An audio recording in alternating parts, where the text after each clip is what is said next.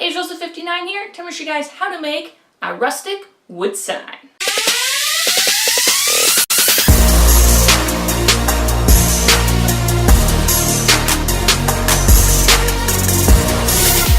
For this project, I'm using pallet wood. Now I've already taken the pallet apart carefully, and you just want to make sure that you get all your nails out as well.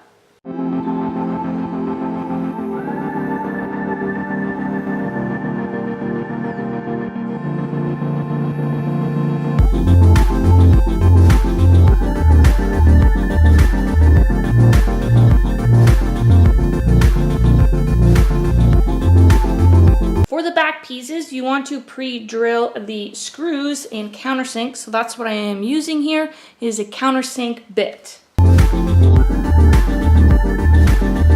And you want to make sure that you do it to both pieces. For installing the back pieces, I already put in the screws just a little bit. Now I'm going to add some wood glue here. And I made some marks with my pencil already to the right measurements. That way, now that I put the glue on, I know exactly where it needs to go. And I'm just adding a clamp here just so it doesn't move on me.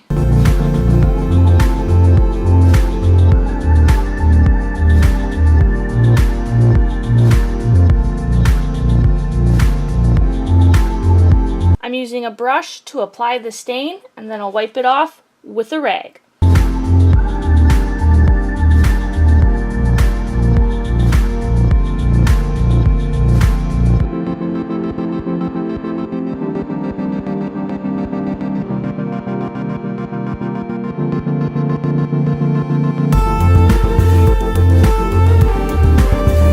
Now I'm going to go ahead and let this dry overnight. For applying your clear coat, I am using a Varathane Diamond Wood Finish in a matte finish.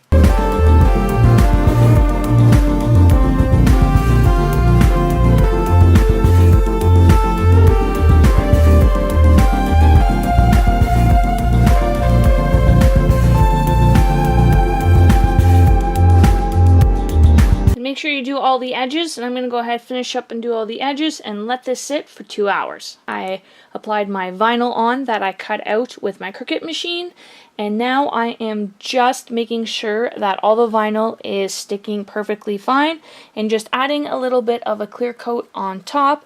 That way then if there is any bleed through with the chalk paint, it won't make such a mess. You want to take 320 grit sandpaper and lightly sand in all the areas that you put the clear coat to rough it up. Now for adding the chalk paint, I am just using white Deco Art chalk paint in a white finish.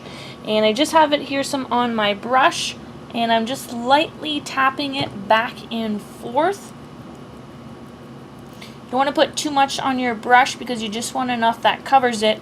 Otherwise, if you do put too much on your brush, it will bleed through. And if any areas do stick up, just use your finger to push it down, and then away you go. Now I'm going to go ahead and let this dry for a half hour and apply 2 coats. To remove the vinyl, I'm using my Cricut tool that has a pick on it. And for the inside of lettering, you just want to lightly go in and just pick at it and then pull it out. Kind of use 2 fingers to do so.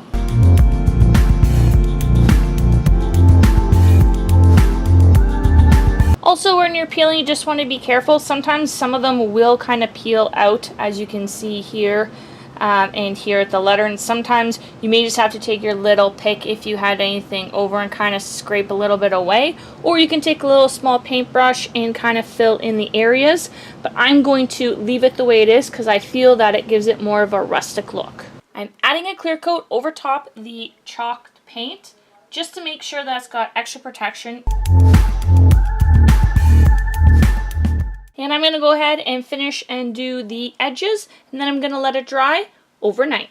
For the back, I added a picture frame hook, so now it's ready to hang on the wall. Thanks for checking out this video. All links are in the description below for this video. Definitely subscribe for more videos just like this. Don't forget to share this video and post your comments below. Some of the best tips and feedback come from you. Thanks for watching.